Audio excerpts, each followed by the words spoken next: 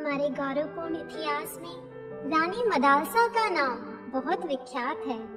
मार्कंडे पुराण के अनुसार मदालसा गंधर्व राज विश्वासु की पुत्री थी तथा महाराज ऋतुध्वज की पत्नी थी।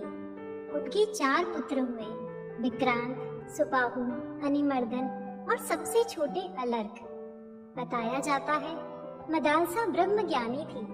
वे गर्भ ज्ञान में भी पारंगत थी।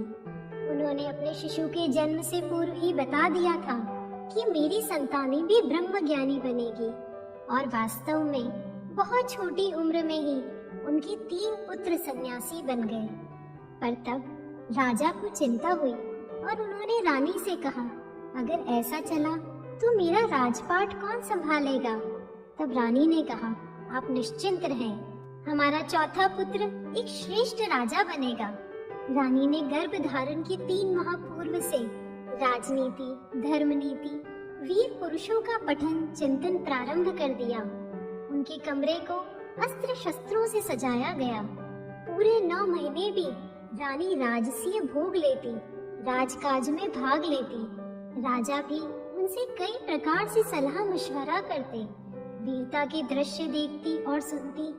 इन सब का प्रभाव यह हुआ कि इस बार 9 महीने बाद जो पुत्र हुआ वह अपने पिता से भी कई गुना ज्यादा अच्छा राजा बना।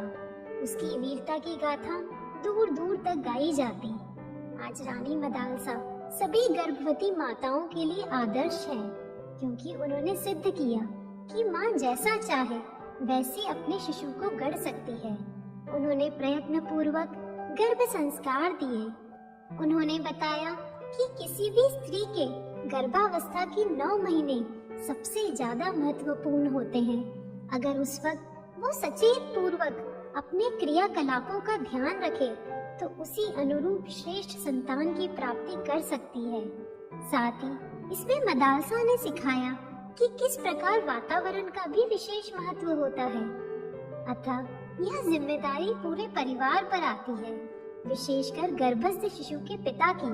उनका कर्तव्य बनता है कि गर्भवती पत्नी का पूर्ण सहयोग करे, गर्भवती सदैव प्रसन्न रहे, अच्छा पोषण ले, शारीरिक और मानसिक रूप से उन्हें कोई कष्ट न हो। इसका परिवार के सभी सदस्य भी भले प्रकार से ध्यान रखें। पूर्ण सहयोग से ही श्रेष्ठ संतान की उत्पत्ति की जा सकती है।